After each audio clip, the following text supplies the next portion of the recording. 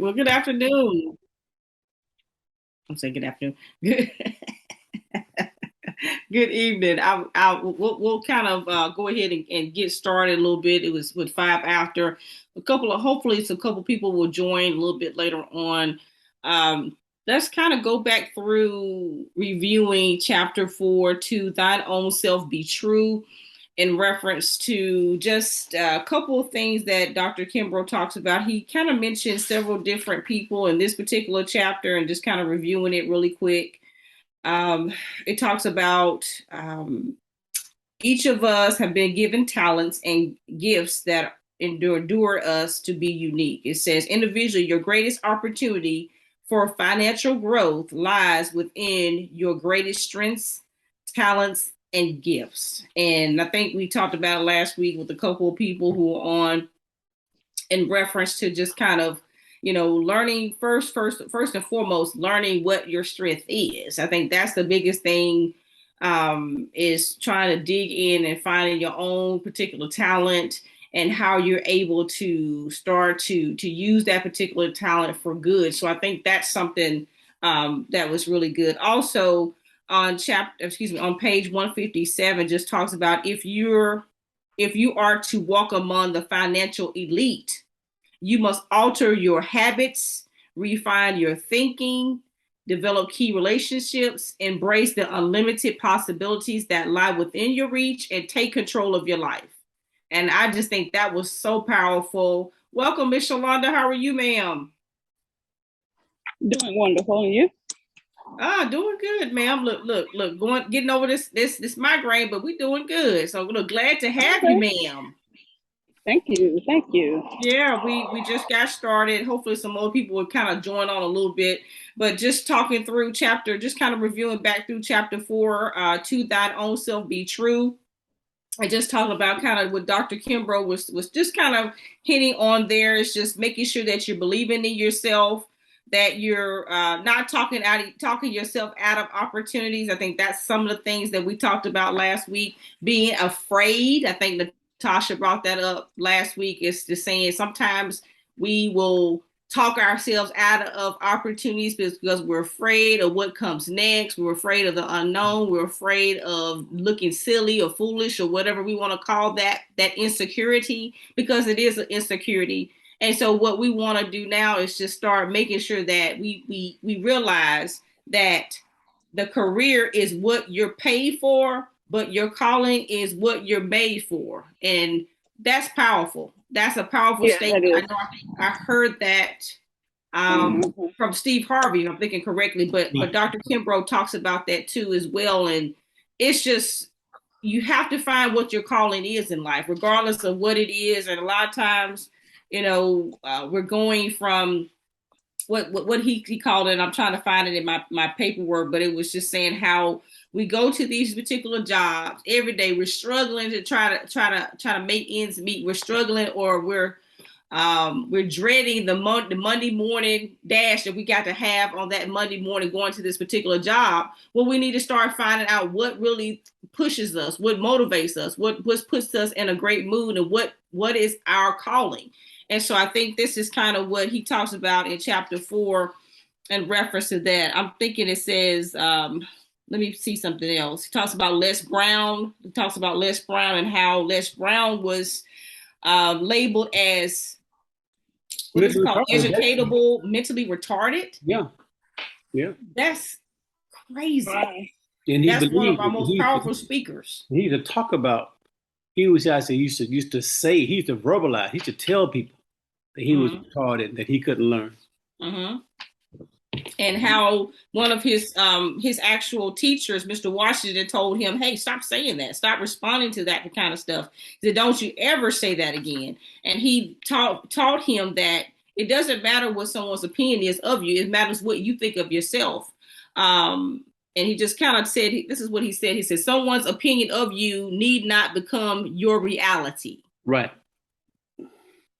That's powerful in itself. It's letting you know that regardless of what someone else may think about you, say about you, or try to project on you, it is what you think of yourself, or what you answer to yourself is what's powerful. So This is great. He says each of us must begin to understand that either we expand or we will be expendable.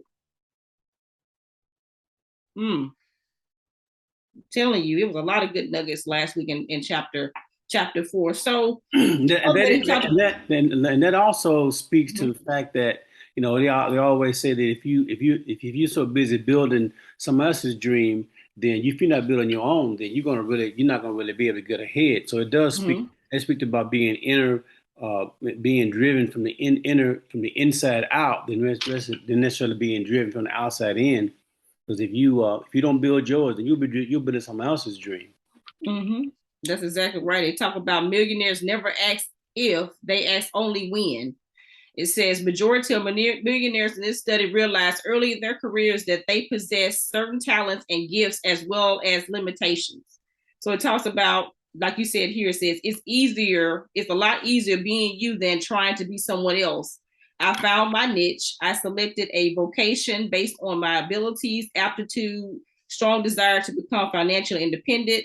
No amount of passive or wishful thinking can make you be something that you're not. A career is what you're paid for, but a calling is what you're made for. That says it again and again and again. So those are good nuggets from chapter 4. I wanted to kind of go back through those a little bit. I didn't see anything else that I had highlighted. I know we were talking about, like, a couple people talked about Mary J. Blige. We talked about Lisa Price, Carla Harris, Les Brown, Valerie Daniels Carter in chapter 4. And it was just saying that pretty much that particular last law 4 was to know thyself. So he talked about that in really good detail, and it was a good information there. So let's talk about chapter 5, how may I serve thee? So this one, this is probably the best chapter, I think, of the book thus far. I think the last chapter was a little bit choppy, so we were kind of choppy in a lot of things we were speaking of last week. But this particular one, how may I serve thee? It says the 5th law of wealth. Dr. King and I integrated the lunch counter, but we never integrated the dollar. And to live in a system of free enterprise and yet not to understand the rules of free enterprise, that is the definition of slavery. Right. And that is Andrew Young. And I thought that was really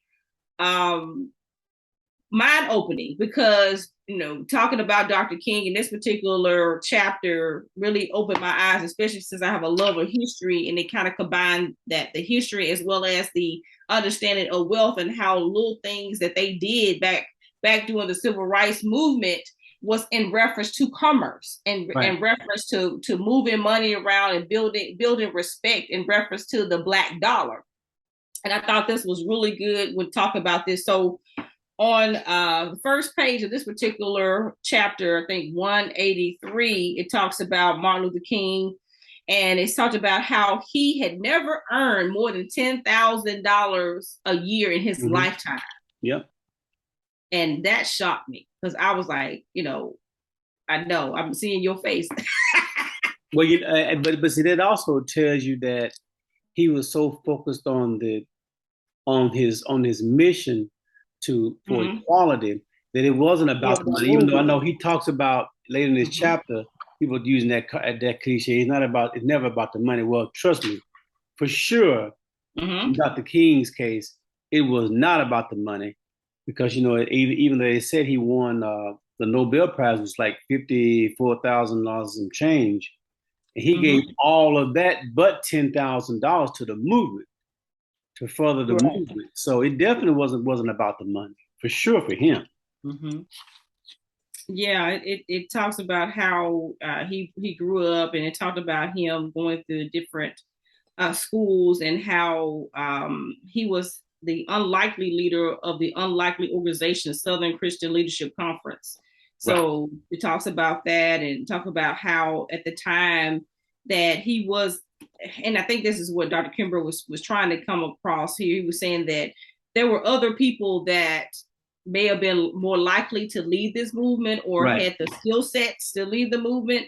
But he was talking about Roy Wilkins from the NAACP, talking about Whitney Young from the Urban League, talking about think his name, James Farmer of the Congress of Radical Equality, and talked about John Lewis, of course, from the Student Nonviolent Coordinating Committee, and just talked about the different wits and different talents that they had. But they had this young minister from Georgia that came through the ranks and different things, and how he's kind of spawned a different movement. And it just talked about how the boycott, Alabama boycott, bus boycott, actually started all these different things. They talked about how when Rosa Parks actually sat down and refused to give up her seat, how it spawned Dr. King to come into motion in reference to this movement. And I mean, it really, what's the word? It brought a lot of history to this. That's why I think this was the chapter that I really enjoyed the most, because he talked about the boycott, and talked about how Black people had to enter the rear, which, you know, a lot of us don't even have a clue about this. I mean, a lot of us don't even ride buses. Right. Have you ever ridden that bus before? I mean, I've never rode a city bus. What's it about? I have rode a city bus, and when I was in Tennessee, I did ride one. Yeah, I rode a city bus. But that was maybe once or twice, maybe 3 times at the most. And yeah, we rode one in Aruba, my very first time. We did. Right, but a lot. 40 years old getting on the bus. But in the context of you know, going somewhere where you had to be like going to work or going to pick a job from daycare, nothing like that. You know, in that context, most of us have never ridden a bus before under that context. And I think it was, and I didn't know this from reading the book. I didn't know this before that, where he was saying that Black people fill the bus from the back to the rear, and the white people fill the bus from the front to the middle, you know, from the front to the rear. And when their seat became full, they began to move Blacks out of seats. They had to get off the bus, I guess. Right. They had to get off the bus. They had to exit the bus. Right. White men could get a seat, and our Black women had to get up and get off the bus or stand, while a white man could sit down. Right. And so, and of course, with the boycott, I understood what the boycott was about, because I think I've seen several movies about that kind of centered around the boycott, but I had no idea that he disrupted the city in such a manner that our blue-eyed friends, the white guys, the white people began to actually notice, because of the economic, quote unquote, impact that the Blacks were having on the city. I didn't know that. So that shows you right there that even, you know, this talk about wealth, that shows you right there. And even still now, we are a force to be reckoned with as it relates to economics. And he'll talk some more about our role or lack thereof in that our dollar matters economic system. Yeah, I mean, it was really interesting, because it said on page 185, it talks about on the day of the strike, some two dozen Black ministers decided to push for continuous other boycott, and they were just talking about that they wanted their original demands to be met, but they also wanted to make sure that Blacks will be seated, in the rear, but seats would not be handed on first come, first serve, or whatever. It was saying Blacks would be treated with courtesy, dignity, respect, and Black drivers would be hired to navigate routes throughout Black areas. So they kind of saw that they had some power in the protests and different things like that. And what they said is that actually Dr. King, he actually started to raise money. He raised about $600,000 in reference. So what he did, he actually put the money into and I'm trying to find it, into a actual, I think it was a credit union, a Black credit union on there. But for example, what he did, trying to read it, he bought 20 new station wagons earmarked for the carpool. That's what it was on page 185. Yeah. He also had vehicles insured by Black insurance agents backed by the financially Stable Lord of London. Yep. He doubled his staff to keep it up, to increase communication demands, pounding out about 100 letters and press releases daily. And then it talked about how some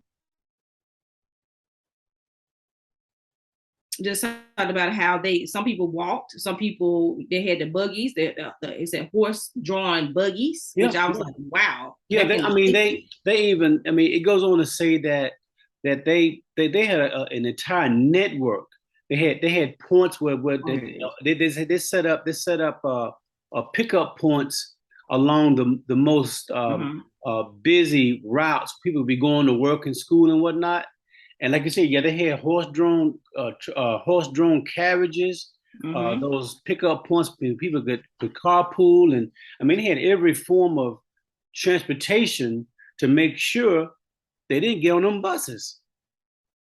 And the white elite began to really get upset about that. And so as a result, they began to try to have they began to try to make him what's it called, cease and desist. And so they kept on trying to get in front of his money, but he stayed a step ahead of them by having money in all. He called it in northern banks. I don't know what the terminology northern banks meant, but I think he was just implying that he was always a step ahead of the white counterparts. So he had money in a lot of different places, so he wouldn't lose traction when it was time to do something. It was ingenious how he did that. He also goes on to talk about how Dr. Martin Luther King, he wasn't necessarily like you said, he was the unassuming leader of these things. It actually really very unexpected for him to be this well versed in business. But from the outside looking in, this guy had a very good business acumen. Very good business acumen. Yeah, it talks about how it says by now the MIA agenda had spread to include voter registration, equal employment. It also, this was not enough, ever increasing funding. King and his staff created a credit union before considering a savings and loan association to provide capital for black businesses and sorely needed mortgages for would-be black homeowners who were denied by traditional financing outlets. 14 months after Rosa Parks sat down, a race stood up. Black patrons, the city's #1 consumer group. Wow. There you go. Had made their point. And I think that was the actual power of the dollar that they talked about here. And I think after here, it talks about a slew of lawyers and different things about the they had in reference to just addressing some of the concerns that they had with the boycott and different things like that. But they also started to talk about wealth and prosperity in the Black community and different things like that, because they talked about how the movement kind of started up in civil rights, but it also talks about the war on poverty and different things like that. So on here it just says, how they needed to do, they wanted to start thinking differently, but not only serving others, but by adding values. I think that's kind of what they were thinking about by changing kind of the way that they were thinking in reference to the movement. So it talk about how it should be encouraged to note that the fifth law is well within reach for those who care and embrace it. It is by this method that you can transform the little that you possess into much. So that's kind of what they were talking about there. So that was really, really an important piece to kind of tie in the civil rights movement into this money discussion, because you had to have money to be able to do all these different things that they tried to do. Right. So talking a little bit more about Dr. King, the next piece on 187 talks about how the fifth law of wealth built a monument. So we're talking about Martin Luther King's monument that was built, in Washington, D.C., and it talks about over the next 3 decades, the fraternity Alpha Phi Alpha, which is that the Black man, Dr. Martin Luther King, belonged and battled government commissions over the location and design that kicked a $4 million in good faith money and led a public campaign to justify why Dr. King deserved a place in the most revered section of the National Mall. So I didn't know that. I didn't know that the Brothers of A5A actually was behind starting that particular monument, which is phenomenal. So that's that's some history right there. They talked about how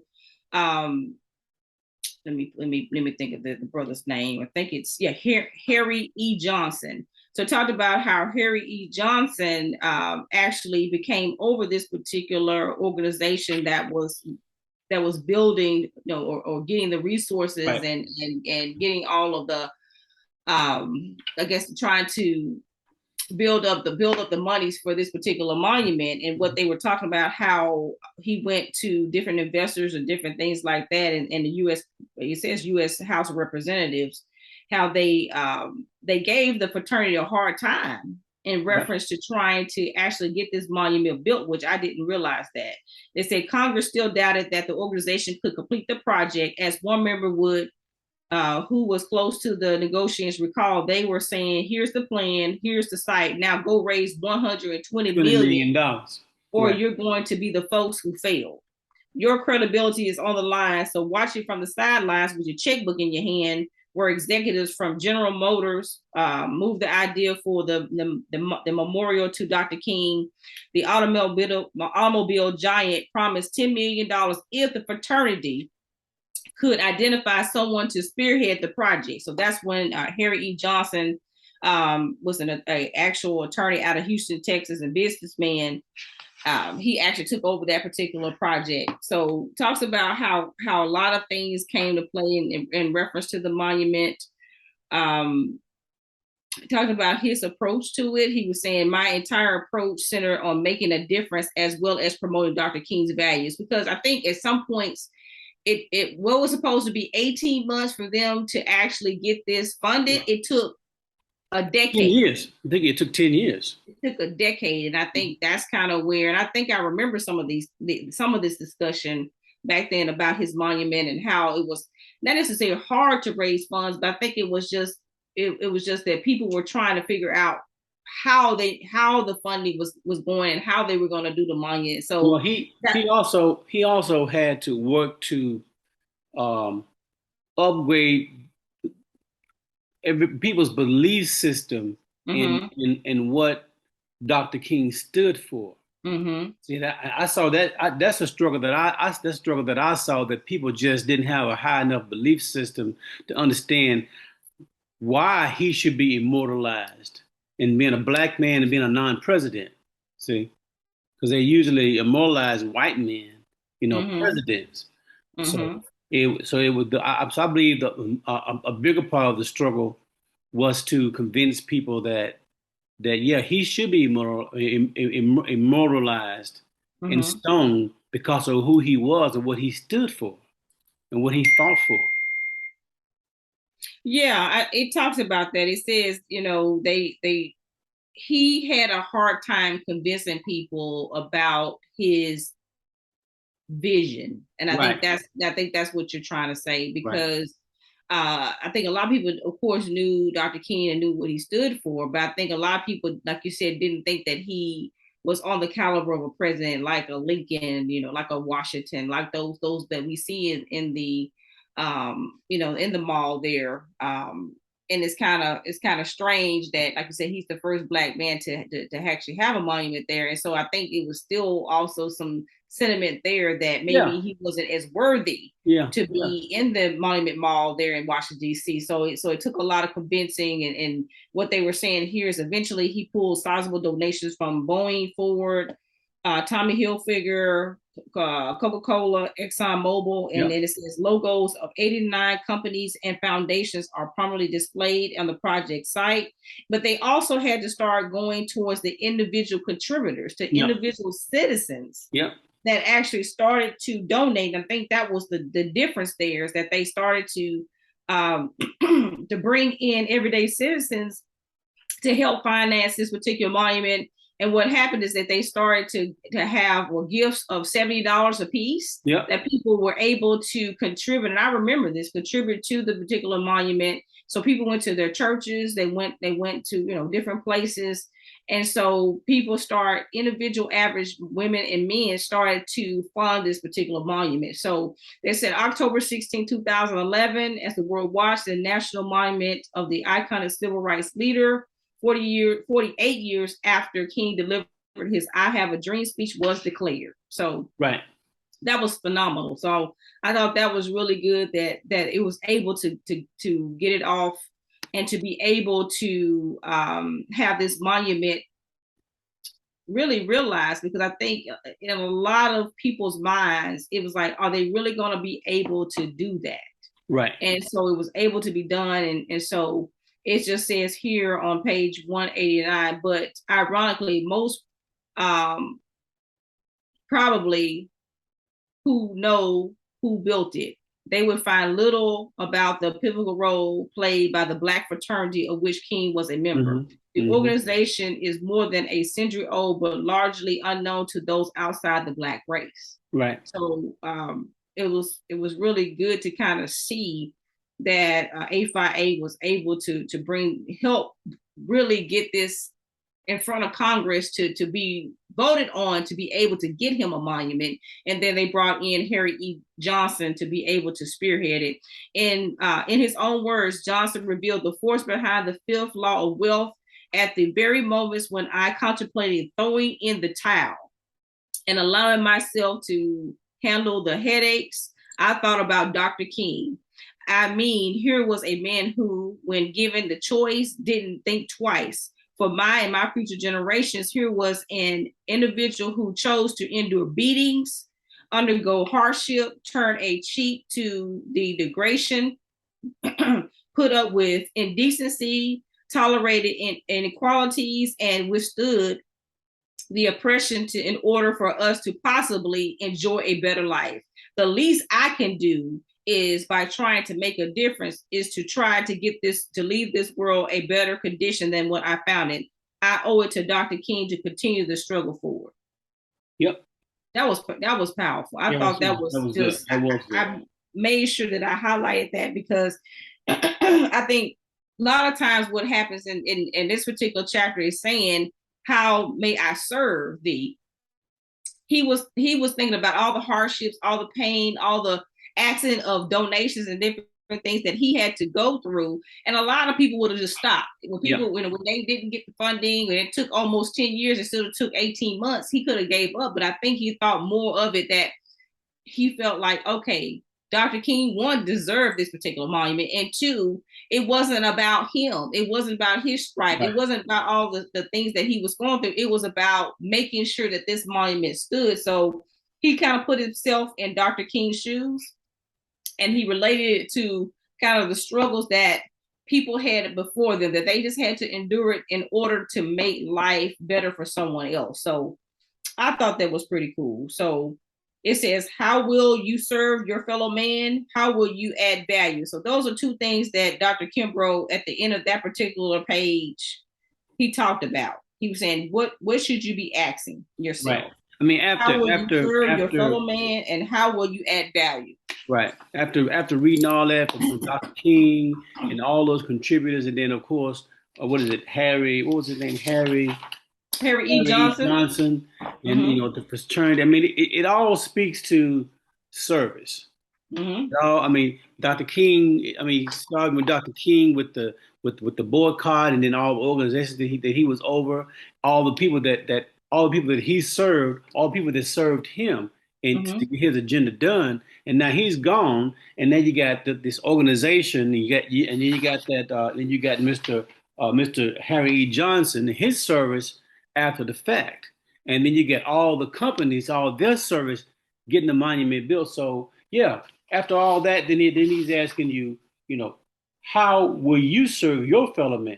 Okay, and how are you going to add value to the situation? I think it's profound. I think it's profound how he framed that. Oh yeah, he talks about a couple of different people. Go ahead, Shalom. No, I was just going to say, I've actually seen the monument, and everyone needs to go see it, because it's very moving. I left there in tears, and most of us did, especially our own people. And it just makes you want to be a sponge and just learn more about the movement, about what he did, and know all those who were involved in the movement. And I just wanted to add that, because just thinking back to that day when we took a tour, it was just it's very moving, very touching. It looks just like him, and it's just like, we felt like we accomplished something, to represent us in DC, because they take you on tours, and like you say, you see all the presidents, you see that, but to see something like that, it's very moving. Very moving. Yeah, I think also thinking about DC as being a chocolate city that is predominantly Black, that is good to be able to have in a Monument Mall having a representative of how you look. Right. And it's something you can aspire representation. Yeah, I mean, just representation of kind of how you look. It's just, I mean, kids need to see that. Exactly. Kids have to see that it's not just people who don't look like us who are put they're immortalized. It has to be people that look like us as well. So it's I know I haven't been to DC since then, so I would love to definitely go see it myself and just be able to, like you said, absorb it. It takes you in time. It kind of something, it does something to you. I think it makes you realize that you are a part of something bigger than yourself. It makes you realize that there is a God up high that's looking down on us, and he sends people out here in our lives, people who like Dr. King, or like our grandparents or our parents or our great-great-grandparents, the people, our descendants who were before us, that endured so many different things to make sure that they knew, okay, down the line somewhere, I'm going to have a great-great-granddaughter or great-great-grandson that's going to be, it's going to live better than me. But I got to endure this, but I got to make a change though. I got to do little things at a time to ensure that they get there. And I think that's what we have to realize, that monument stands for. It's not just about Dr. King. It's about the movement. It's about the 500 years of slavery and all of the progression that we as a Black race have come to see. And I think it's phenomenal. Everybody should be able to go see it. So I think that's probably one of our next trips, guys. So going to DC. So also the African American Museum is also I can't even say in words. It was amazing. Just floor after floor of our accomplishments, our struggles. To walk through to see the casket of Emmett Till and to hear the story and see those pictures. It's very moving. We all need to go. We all need to go. That's I think that's fitting in itself. Like you said, just in order for you to know where you're going, you gotta know where you came from. And I think history really falls a lot of times when we fail to learn our history, then we repeat the same mistakes over and over again. And I think that's fitting that we learn it ourselves, but we also pass these things along to our children, because they're going to have to take the baton on, and they got to teach their children and their children. So going to these monuments, like you said, going to these places that you can see something, and especially someone that looks like you, some of the accomplishments of the Black race that we can see, and it's tangible. It's not something that you see in a textbook. It don't come in textbooks. It comes in museums, because a lot of times things are not written for us. It's written for something else, or for some other agenda, whatever you want to say. And so it's good to see that something is somewhere you can go to that houses these things. I know Tom and I, we went to the Civil Rights Museum in Greensboro, and it was very touching as well. Of course, I'm pretty sure it's probably not as big or as nice as the one in Washington, D.C., but we've been to a couple of them. We went to the one in Memphis as well, of course. But just seeing all these things, it brings back the sense of pride that I think a lot of our children may not understand. And I think that's the biggest thing that we got to make sure that we teach them. But Well, we definitely need to do that. I think the next piece I want to talk about, I was going to skip over one section, but this talks about Bob Johnson. Of course, Bob Johnson was the former CEO of BET Entertainment, and before he sold it off to Viacom, and it talks about him and his accomplishments and different things, and it talks about how Bob Johnson was actually, he grew up in the cable industry. He was a lobbyist in 1973 in the cable industry, and he actually did really well in the industry. And he came to form BET really by trying to be first at something. Right. He said that this guy came to him in reference to, I don't know who it was, but it was John Malone, maybe that's what it was. It was saying that this particular guy came to him talking about setting up a 24/7 network for older people. Yeah, for older people. And I was like, wow, that's crazy. But that's probably what it's probably got a network like that now. But he was saying how he thought about it, and how the guy had put in elderly, he changed it and put black. And he put black in there. And so how he was thinking, he said, I need to hear him and get on this. I need to jump on this before somebody else think about this. So he knew the power of the black dollar. He knew how important and how much, black people watch TV. Matter of fact, it said here, based on 1980s data. So based on 1980s data from 2,500 households, Nielsen concluded that surprisingly, African Americans watch 23 more hours per week of television than the comparable households.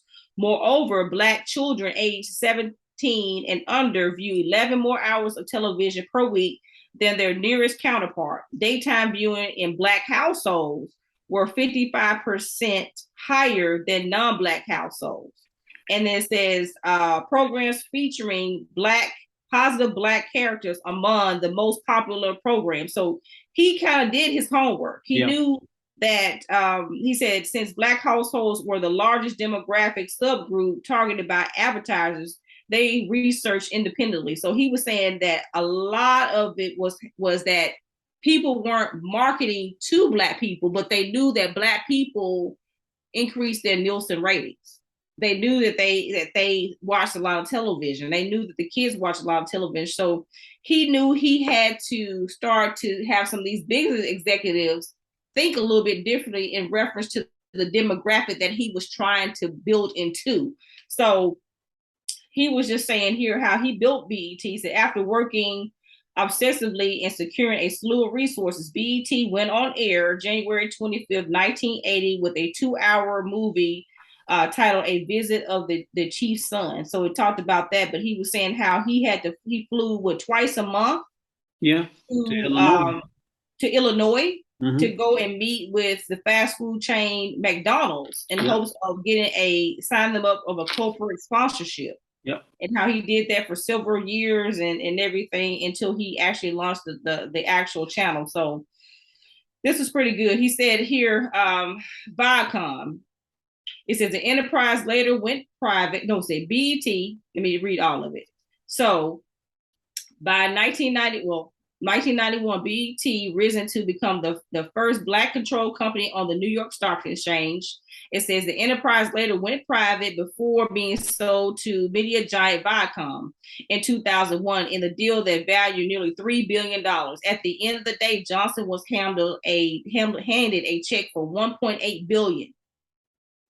Woo-wee. That's what I'm talking about right there. That's about he started off, guys, let me go back. It started back in 1980 with a $15,000 bank loan and a $500,000 investment from cable magnate John Malone. That's where John Malone came from. Yeah.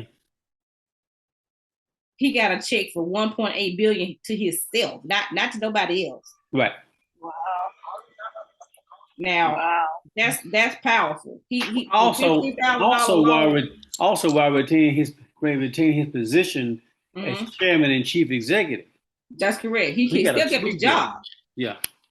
But he signed over the company to Viacom. Of course, he did get some flack on that. They talked about that, how they felt like he should have kept that in, Black hands or whatever. But what he talked about And I think this is kind of why Dr. Kimbrough talks about Bob Johnson, as how he thought about, he wanted to empower other people. So that's when he came to Charlotte. That's the Charlotte connection, that he came in and he bought the expansion team, the Charlotte Bobcats at the time, and that he wanted to start building on other things. And he talked about how it wasn't about the money.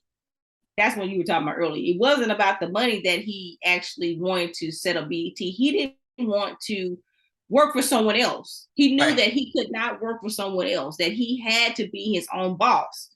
And I thought that was just phenomenal, because I felt like, you know what, a lot of us have that same dream. We're like, okay, I can't work for somebody else. I need to have my own. But this man decided, look, I'm going to do something about it. Something that was unknown, something that probably people were looking at him totally teetotal crazy. Like, yeah, right, you going to build a 24-hour Black channel just to Black people? Really? And end up being sold for $3 billion. So he ended up buying the Charlotte Bob, actually getting approved to be able to have the expansion team, the Charlotte Bobcats, and he ended up, of course, now it's sold to Michael Jordan. Michael Jordan now owns it, but it talks about how he wanted to create a business that was built on maximizing shareholder values. He said, I would have hated myself for the rest of my life if, in all honesty, the entrepreneurial spirit path that I traveled came about, because I never really embraced the idea of working for someone else. It was never about the money. I was really forced to pursue this path because I didn't enjoy taking orders. Right. In other words, it was never my intention to work for the man. I wanted to be the man. That's what I'm talking about. See, that's what I'm talking about. I was like, wow. When I read that, I highlighted, I put a little arrow to it, and I was like, I need to write that down somewhere. It says, in other words, it wasn't my intention to work for the man.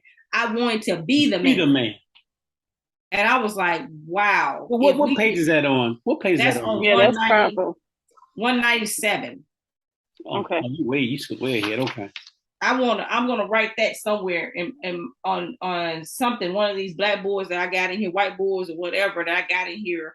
I really want to write that, because that's inspirational, because he thought a little bit different. And I think that's kind of what we've been saying over these last couple of weeks, is that we have to think differently. We can't think just get a paycheck. We can't think just show up at work. We have to think, how can I be individually financially secure on my own, that I don't have to worry about the next person, or worry if this person gonna give me a exceeds rating on my performance review, or am I gonna get let go next week because y'all decide y'all don't want me? How am I gonna be financially independent on my own, and start doing things that I love, that fuels my passion, that makes me wake up 6 o'clock in the morning? Because trust me, I don't like getting up 6 o'clock for nothing. So if I get up 6 o'clock in the morning, it's definitely something that I love. So I thought this was good. It just talks about, it says, the dramatic story of the man who created the 15th largest television network in the United States, creating 8 Black millionaires in the process. Is a perfect illustration of the power and the reach of the 5th law. How may I serve thee?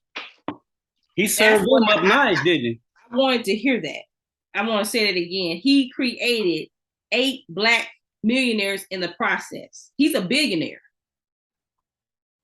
but he helped create 8 more. That's phenomenal. So he went on to help other people get financially secure and successful as well. So I think that was just, the purpose of the purpose of his message was not to discuss the challenges of wealth creation with regard to the Black community, or to point blame or single out those who constantly struggle to obtain. No, this story runs far deeper than just the few pages of the individual.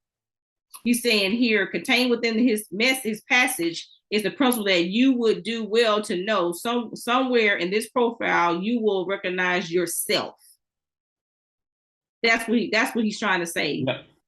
That regardless of whatever you're trying to do, when you're reading about someone else, you are also reading about yourself. You are reading that you can do the same thing if you just put your best attempt forward and find something that you're passionate about.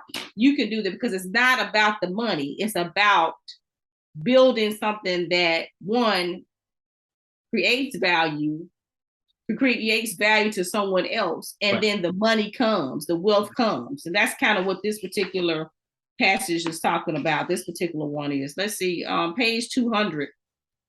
It says poverty is a condition that no one should choose willingly. I'm gonna say that again. That I need to read that again. Hold on. Who is this from? This is talking about page 200. Yeah, this is talking about a guy. Let me pull this up. It's talking about different people here, but I can't. It's a particular person he's talking about, because it's talking about the Hope Project. But it's saying poverty is a condition no one should choose willingly. It says, praise it if you will, but poverty is a curse that will dwarf you mentally and spiritually. It invites disaster. But see, what people don't understand sometimes too, Miss Sharon, is that it says, because when we read the word willingly, we think you wake up in the morning and say, well, I'm gonna be poor today. But but we make that choice in so many ways. Mm-hmm. Subconsciously, we choose poverty willingly by not pursuing our dreams. You are basically saying you're choosing poverty. You know, I mean, all of us live pretty good, but he's not talking about poverty like he's not talking about poverty like you going down to the Goodwill and waiting around to get somebody to pay your rent. He's talking about poverty like not being able to attain your dreams, you know, living paycheck to paycheck, helping building somebody else's dream, help putting somebody else's kids through college. And that even goes back to when he talked about that first law, well, around the first, second, third, fourth law, where he talked about, he asked the millionaires what was the number one thing they felt that they did to build wealth, and across the board, the overall answer to that was they bought a house. Mm-hmm. So they bought a house. That was the first thing they did. So going back to what you were saying, we choose poverty in so many ways subconsciously, just by not following our dreams, by not stepping out on faith. There you go, faith again. He talked about faith throughout the whole book. By not stepping out on faith, by not like the young lady was talking about last week. By she had several talents. Just start somewhere. Mm-hmm. We choose poverty by just not starting. You know, because you got to start. Did I read in this book? It said you got to start where you are, or maybe I No, it's in here. You're right. No, I highlighted that. You start where you are. I think it's in the back of this particular chapter. Right. It talks about that. It talks about like this one. It says, why? Because the poor are forever at the mercy of circumstances. There you go. They cannot be independent. They cannot command their time. They cannot afford to live in the homes or surroundings of their choosing. Right. Wow. Right. That's deep right there, man. That's deep. You know, you can't choose your own life. That means that you're sitting at the mercy of someone's circumstance, and you can't decide where you can live. And that's why I think a lot of our ancestors, that's why they push and they sacrifice a lot, because they knew eventually that their children's children would be able to be free, one, and be able to make these decisions and live what they want to. I mean, just imagine, you know, my great grandmother probably had no idea that I would be living in a predominant white or Indian neighborhood. They'd be like, really? Are you serious? Right. You know, because they didn't see that. You know, they didn't live in those particular times. And you know, it just kind of talks about that. This one is a really good chapter, because it makes you think about the sacrifices that people give, and that, you know, once you are given, you know, as they say, much is given, much is required, and more one is expected. And I think they actually even said that here. So it kind of talks about, you know, how he was saying some people won't even admit that it's about just the money. Remember saying Bob Johnson said no, it wasn't about money, but then Dr. Kimbrough comes back and talks about how sometimes it is about the money. It says everyone and everything thirsts for the almighty dollar on page 201. Pride seeks it, vanity yearns it, love hopes for it, church prays for it, and even death gropes for it. So sometimes it isn't just about the dollar. It's just about the dollar bill. And then he went on to say, I forget, I don't know exactly where it was, but he said that the ultra rich make excuses and just so they can to make themselves feel better, because they know they just made that $1 million, $2 million deal because of the money, but they make excuses and say, well, it wasn't really about the money. As I say, I ain't really need that $10 million. It really was about the money. And I think what he's saying is that it's okay if it's about the money.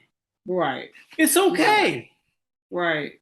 Yeah. He talks about that, how some of the, and I'm skipping over Herman Cain, but I'll come back to him. Okay. It was talking about how it said some Black people in the Black community, when they are a due or affluent, they'll say, oh, they won't say that they're rich, or they won't say that they're wealthy. They'll say they're middle class, which they're probably not in that particular one. It says millionaires in this study clearly understood the difference between adding value and the sad cost of mediocrity. It says, no matter how tired or how tried, serving others blesses and curses not. The most important work you will ever engage is the opportunity to be of service to others. So he talks about kind of how being of service with Dr. King, and he talks about how a lot of the financial elite, as he started to talk to people and different things, how that was the bonding thing, that people would serve others. They would make money, but they also would give back, and they would serve others. It says on page 214, the Black elite called themselves middle class, just like I was saying. More than 70% describe themselves as people with simple needs, and nearly 50% do not live wealthy. Likewise, today's Black wealthy tend to think of themselves less as rich and more as people who come from modest means, worked hard, pursued their dreams, and achieved a level of success. So that's what I was talking about. I like how that sounds. They were the middle class. So they're saying, instead of them saying that they're wealthy, they believe that they're the middle class. And it says here on page 215, it says, to be poor if you must, but never be low income. Though a rich mind and a noble spirit will lift anyone from the most humble beginnings, but to be low income is to lack all values that can and will eventually lead to wealth. Wow. That's deep. I'm going to read that again. That is deep right there, man. So what he's saying is that you can be poor, but don't be low income. Right. Because you limit yourself when you start to believe that you're supposed to be low income, that you're supposed to be in lower income brackets. A lot of people, he was saying in this particular chapter, the common theme is that a lot of people didn't come from money. A lot of people came from a poor background, but they were never low income. That they always strive to be something more than what they were. They always strive to see something bigger in themselves, to reach for something that in their dreams that they felt that they could obtain. And so being poor did not hold them back from that particular dream. So that's one of the things that the things that he talked about is just making sure you know the difference between being poor and being low income. And I think that's something that when we're raising our children and we talk through this, I think, Tom, you're really good at this about saying, okay, don't call yourself poor. Don't call yourself this. Stop labeling ourselves as this. So I think that's kind of what Dr. Kimbrough was coming from. Check this out. This is really something you probably did read this page, and maybe you didn't, but you said something key. You said empty pockets. You go to page 201 around about almost to the end. It said empty pockets never held anyone back. You just said that in so many words. And then you also, in what you just explained, it said only empty heads and hearts can do that. And that goes back to that what you were saying earlier, be poor if you must, but what it said, don't be low income. Wow, that's deep right there, man. That is so deep, man. Yeah, that's I mean, that's really it is. I mean, the biggest theme of this particular chapter, kind of going back, we got about a minute, going back to Herman Cain real quick. It says managing the turnaround on page 204 talks about some things that Herman Cain talked about. He was a former, I think, presidential nominee or something like that. But he was the president of Godfather's Pizza, and of course, he died last year due to COVID. So he recently died, but he was the president of Godfather's Pizza, and he actually turned that particular company around. He was get some interference. He was he actually took over Godfather's Pizza because he was actually the first Black vice president of Pillsbury Company. So I didn't know that.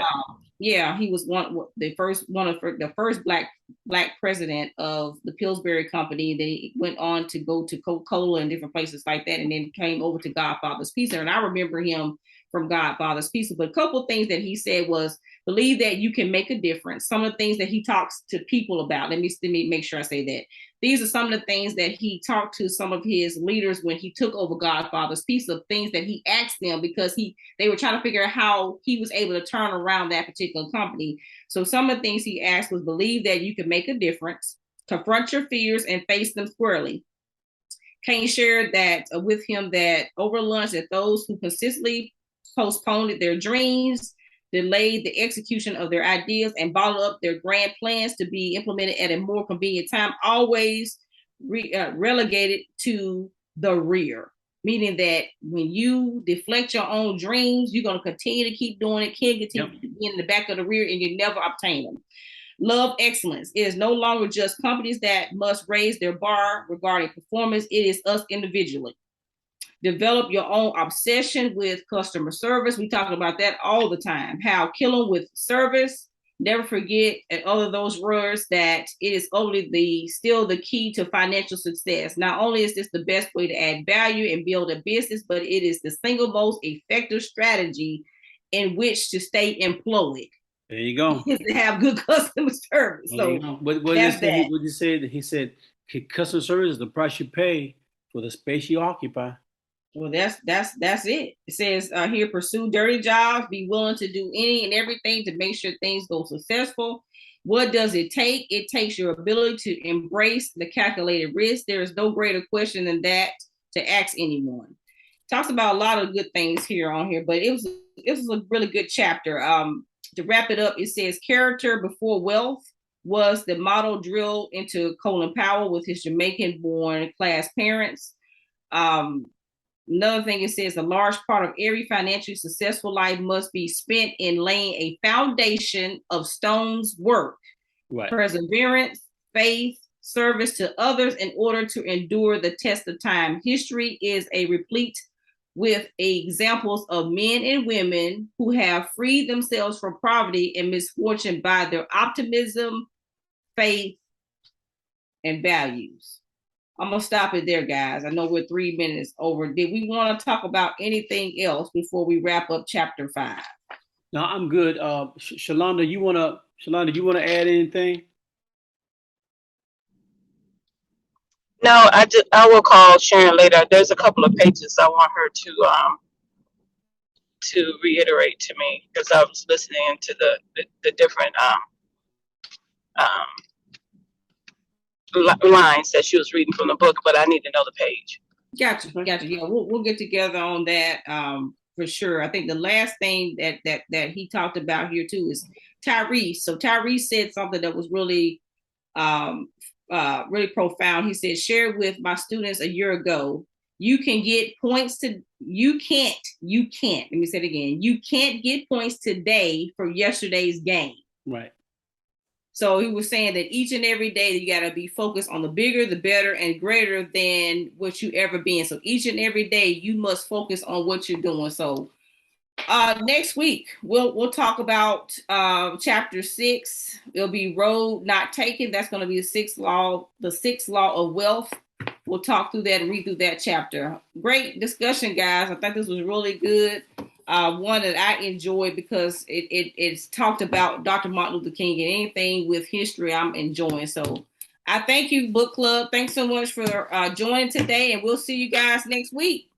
All right. Okay, thank you. Thank you. Appreciate you. Have a All right, good bye-bye. Thank you so much. Bye-bye.